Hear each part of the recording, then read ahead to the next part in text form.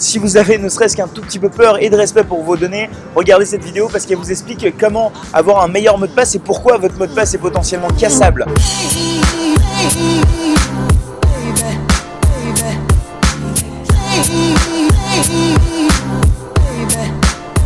Je m'appelle Shubham Sharma et bienvenue sur Digital Wink, la chaîne de la vulgarisation informatique qui vous aide à y voir plus clair sur ce monde technologique. Alors les mots de passe, on en a des dizaines, on en a pour plusieurs sites, certains les notent sur des bouts de papier, d'autres utilisent leur nom, prénom et leur date de naissance. Très souvent, beaucoup de personnes ont le même mot de passe pour des sites différents et ça je peux vous dire que c'est la pire erreur que vous puissiez faire. Si votre mot de passe est cassé, si quelqu'un a votre mot de passe, tout le monde peut avoir accès à vos mails, tout le monde peut envoyer des mails à votre place, poster un statut sur Facebook, en fait il a accès à toute votre vie privée et pourquoi pas à votre compte bancaire. On va dire que c'est tout le système des mots de passe qui est mal fait parce que on fait beaucoup d'efforts pour que les ordinateurs puissent reconnaître un mot de passe facilement et reconnaître du coup l'utilisateur qui est en face de cet ordinateur, mais de l'autre côté ça devient super difficile pour les utilisateurs de se souvenir de ce mot de passe. Du coup s'ils sont trop courts, ils sont faciles pour les utilisateurs mais du coup faciles aussi à craquer. S'ils sont trop longs, ils sont bien en termes de sécurité mais du coup super difficiles à se souvenir. Mais ils sont là pour un bon petit moment donc on va quand même regarder comment avoir un bon mot de passe. Et à la fin de cette vidéo, je vous donne un outil qui va particulièrement vous soulager la vie et vous sécuriser un peu les mots de passe. C'est un outil que moi j'utilise depuis un certain bout de temps, donc restez bien jusqu'à la fin de cette vidéo. Alors si vous avez un mot de passe de 8 caractères ou moins et c'est un mot de passe qui est uniquement composé de lettres, dans ce cas-là, je vous propose de fermer cette vidéo et d'aller changer tout de suite partout où il est, même supprimer votre compte. Je vais vous expliquer pourquoi. Il y a une technique de cassage de mot de passe qui s'appelle le brute force, qui consiste en fait à essayer toutes les combinaisons possibles de ce mot de passe. Donc c'est comme si on avait un cadenas et on essayait petit à petit toutes les combinaisons de ce cadenas, sauf que dans le cadenas, bon, c'est facile, on peut le faire à la main. Donc admettons, moi je viens sur ce site et je choisis comme mot de passe Dionysos, oui parce que je suis fan du groupe, qui est un mot de passe à 8 caractères et uniquement composé de lettres de l'alphabet.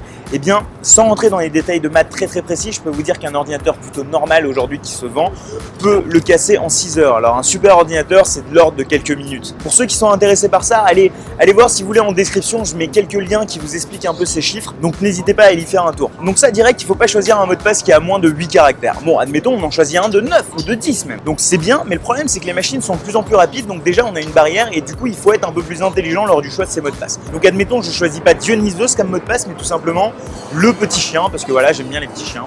Donc là, en effet, c'est un mot de passe qui est beaucoup plus long, mais on va avoir un autre problème, parce qu'il y a une autre type d'attaque qui s'appelle l'attaque par dictionnaire. Et en fait, la personne qui va attaquer va en fait tester plusieurs combinaisons de mots. Le petit, c'est quelque chose qui est assez commun. Petit chien, c'est aussi quelque chose qui est assez commun. Donc voilà, on va aller tourner. Voilà, le dictionnaire va permettre de pouvoir essayer plusieurs combinaisons. Et il y a plusieurs types de dictionnaires qui existent, qui vont pouvoir permettre d'aller plus ou moins vite. Donc là aussi, c'est pas forcément la bonne solution. Alors beaucoup ont la bonne idée de remplacer en fait, par exemple, la lettre E par la lettre 3, ou alors le I par le point d'exclamation, parce qu'il y a aussi plein de sites vous le demandent de le faire, d'utiliser des caractères spéciaux. Je peux vous dire tout de suite, c'est une mauvaise idée. Parce que moi, la première chose que je vais essayer, c'est justement ces permutations-là quand je veux faire une attaque par dictionnaire.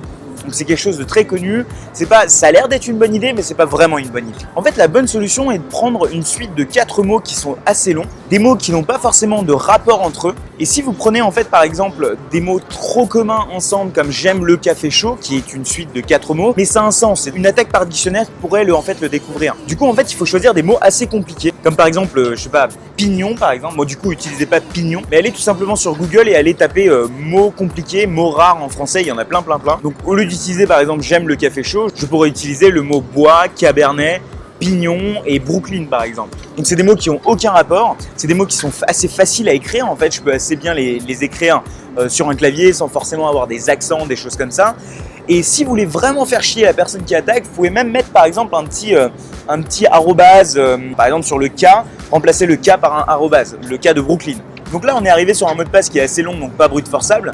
Un mot de passe qui est pas attaquable par dictionnaire parce que c'est des mots trop compliqués, sans aucun rapport, et il y en a surtout beaucoup. Donc ça a l'air d'être quand même assez bon. Sauf qu'on a quand même un problème, notre cerveau, il peut pas retenir beaucoup de mots de passe comme ça. Vous pouvez en avoir un, comme ça, pour Facebook.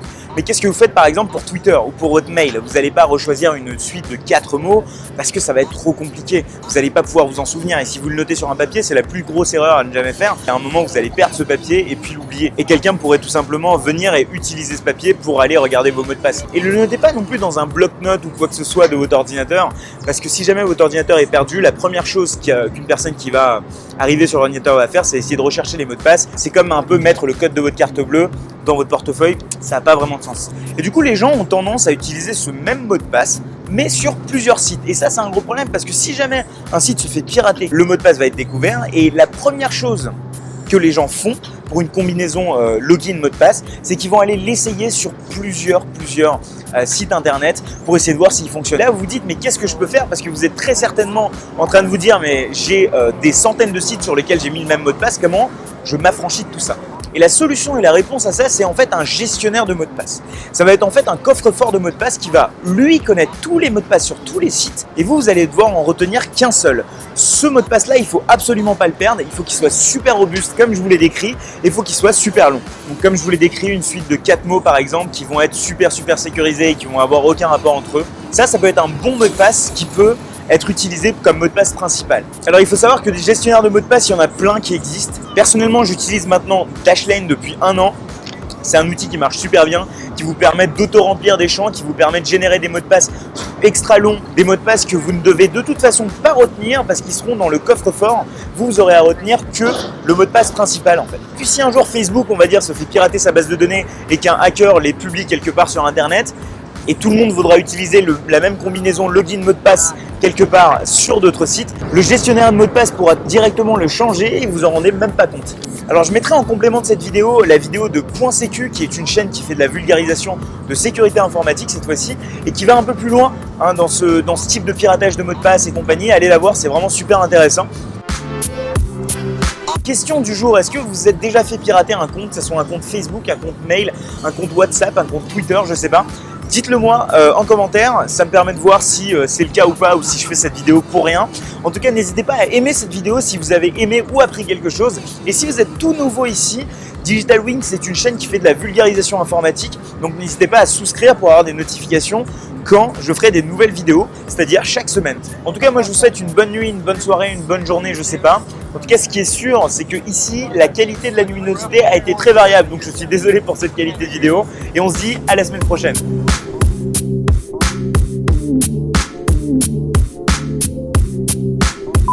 Du coup, je vous souhaite une bonne nuit, une bonne journée, une bonne soirée. Ah putain, c'est pas possible. La place en question étant donné qu'il sera... Et il peut même vous... Un hélico, allez. Ouais, bah oui.